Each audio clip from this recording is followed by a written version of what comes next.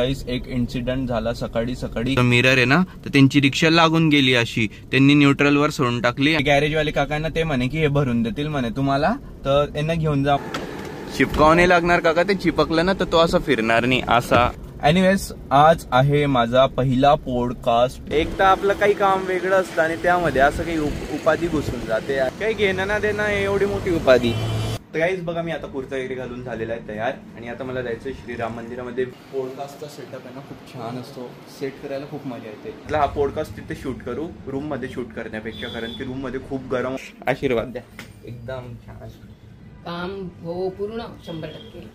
तर गाईज आम्हाला podcast shoot करून टोटल 1.5 तास झालेला आहे आणि माझ्यासोबत इथे आहे श्रीराम गुरुजी. तुम्हाला कसं वाटलं गुरुजी? खूप हे करत असताना खूप आनंद वाटला आणि जास्तीत जास्त माहिती देण्याचा मी प्रयत्न केला आहे. सियावर रामचंद्र भगवान की जय. फायनली पॉडकास्ट शूट झाला. राम राम मित्रांनो, कसे तुम्ही सर्व? होप सो तुम्ही सर्व छान असेल. Welcome to our new blog. तर गाईस आजचा ब्लॉग मी सुरुवात करतोय कार मध्ये, बिकॉज गाईस एक इन्सिडेंट झाला सकाळी सकाळी. आमच्या घराच्या बाजूला एक छोटंसं गॅरेज आहे, तर तिथे एक काका आले होते रिक्षा घेऊन त्यांची. तर आमच्या कारला म्हणजे हे जो मिरर आहे ना, तर त्यांची रिक्षा लागून गेली अशी, त्यांनी न्यूट्रल वर सोडून टाकली आणि ती रिक्षा मागे येऊन गेली. तर हा काच असा टाकाक झाला डायरेक्ट. बघा याचं लॉक तुटलेलं आहे. तर जे गॅरेजवाले काकांना ते म्हणे की हे भरून देतील म्हणे तुम्हाला, तर त्यांना घेऊन जा म्हणे. म्हणजे तेच बोलले की एक मेकॅनिक आहे तर त्यांच्याकडे चला. तर आम्ही आधी तिथे आलेले, काका गेलेले तिकडे मेकॅनिकला आणायला, बघायला की काय कसं सुधरेल म्हणून.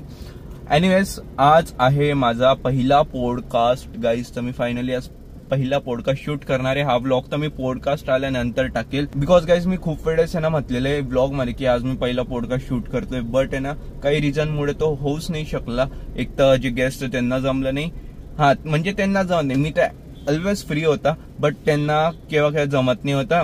म्हणून त्यांनी आज फायनल सांगितलंय म्हणे आज आपण करूनच राहू. मला इथून सुरुवात करायची चॅनलसाठी, म्हणजे याच चॅनलवर टाकणार आहे मी, बट मला पॉडकास्ट साठी सुरुवात करायची आहे. एक चांगल्या आणि पॉझिटिव्हिटीच्या गोष्टींनी मला सुरुवात करायची होती, तर त्यामुळे मला त्या टॉपिक पासून सुरुवात करायची होती, म्हणून मला तेच गेस्ट हवे होते. सो आज 1 वाजता पॉडकास्ट शूट होणार आहे. आता वाजलेले 11:45. 1 वाजता मी तिथे जाईल, चांगला सेटअप वगैरे करेल, देन मग पॉडकास्टला सुरुवात करू. मेकॅनिक काका पण आलेले, ते बघताय आता. ते म्हटलंय ना ते तुटून गेलेलं आहे, ते जॉईंट जिथून सरकता वगैरे तेच तुटलेलं आहे.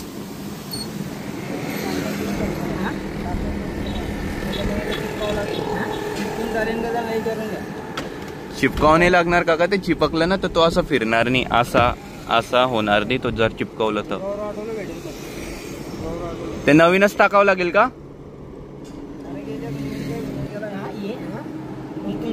तर तेच नवीन टाकावं लागेल जे फिरत होतं ते. एक तर आपलं काही काम वेगळं असतं आणि त्यामध्ये असं काही उपाधी घुसून जाते रिकामी. म्हणजे आता मला पॉडकास्ट शूट करायला जायचंय, अर्धा तास बाकी, आणि इथे आपलं ते मिरर बघायला आलेला आहे मी. काही घेणं ना देणं एवढी मोठी उपाधी.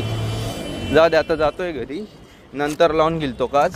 काय यार, आता ते मेन आहे मला पॉडकास्ट शूट करायचं, कारण की आहे ना एक तर एवढ्या दिवसानंतर ते गेस्ट हो बोललेले आणि त्यांना आता टाइम भेटतोय, म्हणून मला आता लगेच शूट करावं लागेल. नाही तर मी आज चाललेलं आहे मुंबईला, नंतर मग मला कधी त्यांना टाइम कधी भेटेल ते नाही सांगता येत. सो मी आता जातोय. चला गाईज, घरी पोहोचलेलं आहे, आता करतो तयारी. आणि ते काका म्हणे मी 15चे अर्धेच रुपये म्हणतो, अर्धेच पैसे देतो म्हणे, असं तसं. म्हटलं मी एक काम करा, 15चे द्या, 2200चा काच आहे, बाकीचे आम्ही टाकून घेऊ. आता त्यांची रिक्षा इथे उभी होती, युनियन डायरेक्ट इथे टचक झाले आणि तो पडून गेला खाली. काय यार रिकामी उपाधी, मला टाइम होतोय जायला. दादू येतोय तू? कॅमेरामॅन हमारे साथ, कॅमेरामॅन. कुठे माऊ? कुठे, खाली का? नाही खाली, तिकडे तिची रूम ती आहे, त्या रूम मध्ये थंड वाटतं, तिकडे चालली जाते.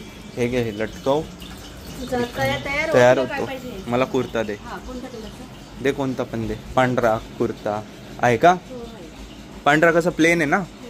प्लेन नको देऊ ना, रंगीबिरंगी दे ना थोडा. तर गाईज बघा, मी आता कुर्ता वगैरे घालून झालेला आहे तयार आणि आता मला जायचं श्रीराम मंदिरामध्ये. वेद येतोय कॅमेराचे स्टँड घेऊन, त्याला कॅमेराचे 2 स्टँड घ्यायला पाठवलं. मी गेला असता, बट ते मग आता ते कारचं वगैरे झालं, मग तिथे जावं लागलं मला, मग त्या चक्करमध्ये मी विसरून गेला. आणि सामान पण तयार आहे. यामध्ये माझे 2 कॅमेरा आहे, यामध्ये आहे लाईट्स वगैरे, आणि तो आपलं काय म्हणतं सॉफ्ट बॉक्स आहे, आणि याच्यात मोठं स्टँड आहे.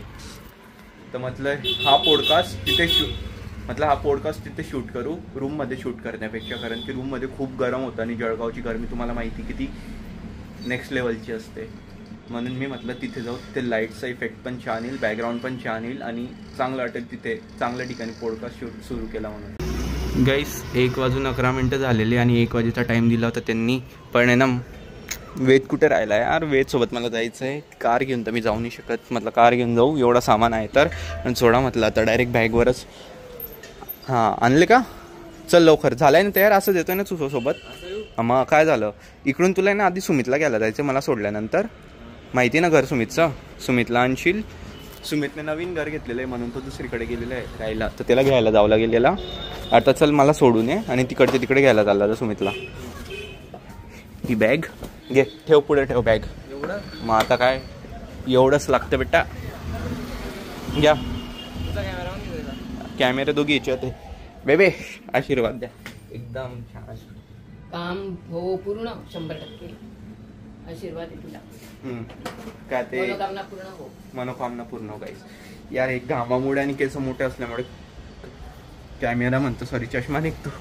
तर गाईस मी फायनली आता आलेला आहे श्रीराम मंदिरामध्ये, आणि दर्शन वगैरे करून मी माझा सेटअप तयार करतो. इथे बघा, पॉडकास्टचा सेटअप आहे ना खूप छान असतो, सेट करायला खूप मजा येते.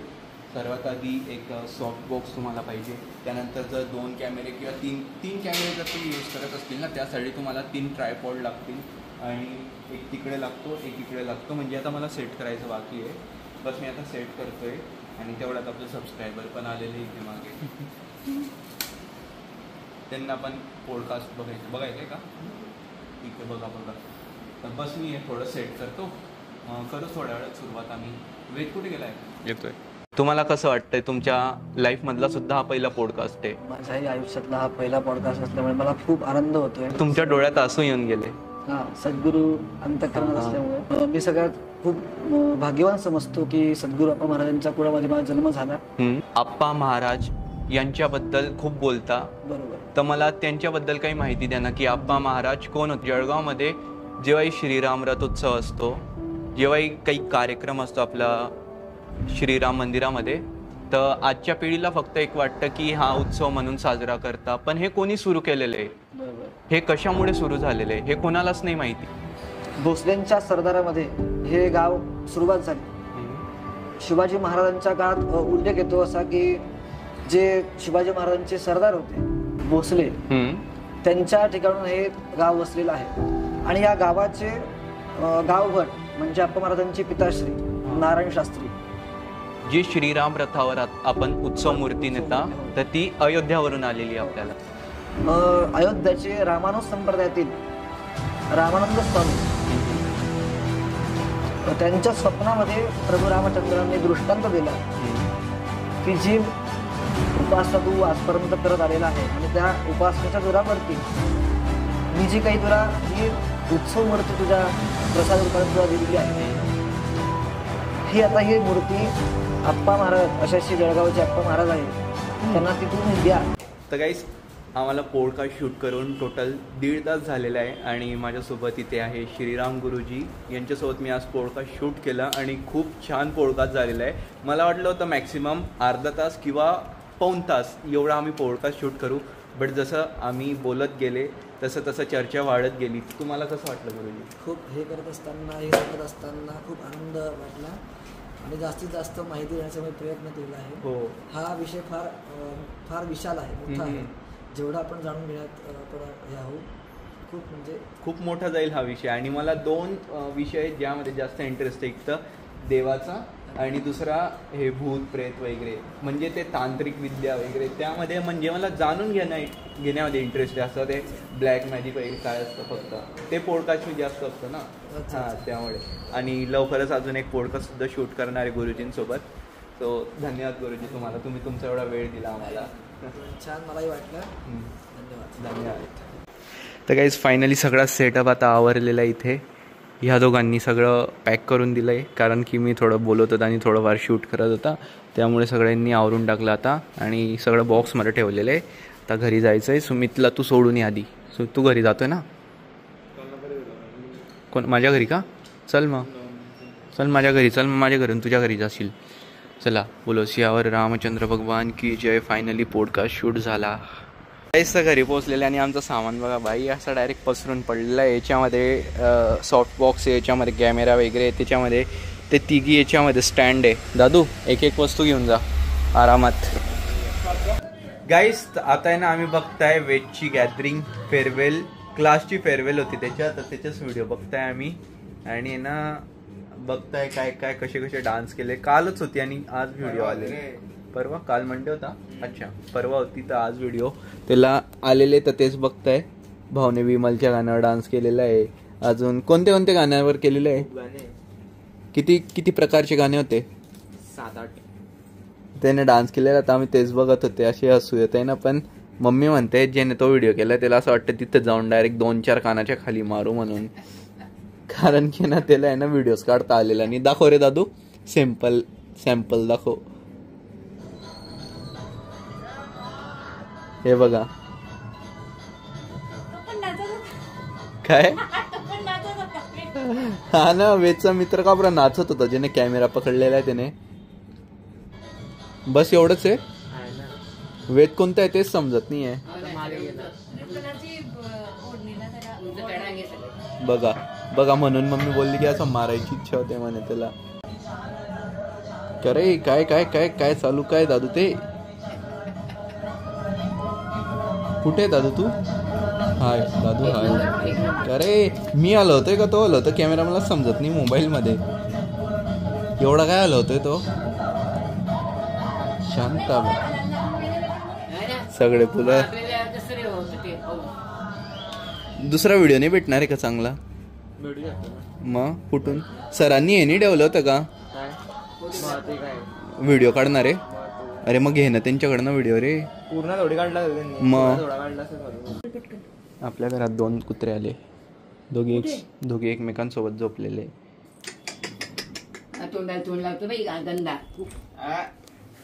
गाईस वेद पण तिच्या सोबत तिचा भाऊ झालेला आहे.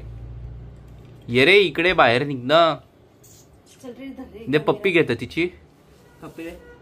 शी मम्मी. आणि तू त्याच्यापेक्षा गंदी, तू गंदा आहे तू. कसा खेळतो हा तिच्या सोबत. गाईस आता वाजले रात्रीचे 8:20. माझी आता ट्रॅव्हल्स आहे मुंबईसाठी. फायनली चाललेला आहे मुंबईला. नाही तर तुम्ही विचार करतील जातच नाही किंवा इकडे येऊन बसलेलं जात का बरं. हा चाललेला आहे आता मी मुंबईला. यांना सगळ्यांना सोडून येईल आता महिन्याभरानंतर. आता 3 महिने बाकी आहे. त्याच्यानंतर बघेल मी काय करायचंय, मला ते थांबायचंय का परत यायचंय. बट आता मी चाललेलं आहे. आता मला पप्पा सोडायला येत आहे. Bye bye bye bye bye bye. आवजो. हा मग कसं असं पूर्ण प्रवास चांगला हो सुखाचा. ते कुठे? चल माऊला बाय बाय करू द्या. स्कूबी आणि माऊ. स्कूबीवाली याची आहे, माऊवाली आमची आहे. काढ रे दोघी बाहेर. दोघी मस्ती करताय. चल बाय बाय बाय बाय दोघींना बाय बाय. तिचं नाव चेरी ठेवायचा विचार केला आहे. Bye bye. पप्पांनी गाडी काढली ना तर पप्पांच्या गाडीवर लगेच येऊन बसते ती. बघा माऊ.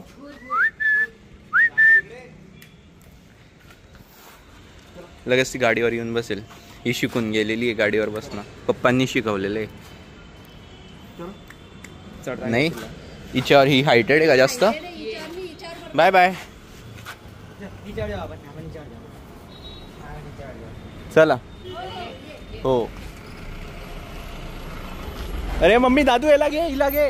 गाडी येते ही बघ. अरे चढली. जा गं जा. घे ना घे. टाइम होतोय. दाढी पकडली. तर गाईज फायनली मी बसलेलो आता ट्रॅव्हल्समध्ये. पप्पा घेऊन सोडून गेले मला. माझीच वाट बघत होते ट्रॅव्हल्सवाले. सो म्हटलं जाऊ दे आता व्हिडिओ काही बनवत नाही, घाई होती. आणि बॅग इथेच माझी. ते म्हणे पुढचा स्टॉपवर देशील, नाही तर मी इथे ठेवून गेलं आता बॅग. आणि बघू आता सकाळी किती वाजेपर्यंत पोहोचतो मी आता मुंबईला. सो त्यासाठी बस तर मित्रांनो रात्रीचे 11:15 होते आणि एवढं लेट आता यांनी ना जेवायला थांबवलेली आहे गाडी बस. किंवाची भूक लागली होती आणि किंवाचं प्रेशर आलेलं होतं. आता भाई आता बरं वाटतंय, मी तर झोपून गेला होता. आणि ना अशा ठिकाणी गाडी थांबवलेली जिथे मी पहिले पण आले होता. मी जेव्हा बेबेसोबत नाशिकला जात होता ना तेव्हा ह्याच ठिकाणी जे ब्ला कॅबने आम्ही जात होते त्यांनी इथेच गाडी थांबवली होती. आणि इथेच ना एक इन्सिडेंट झाला होता माहिती का.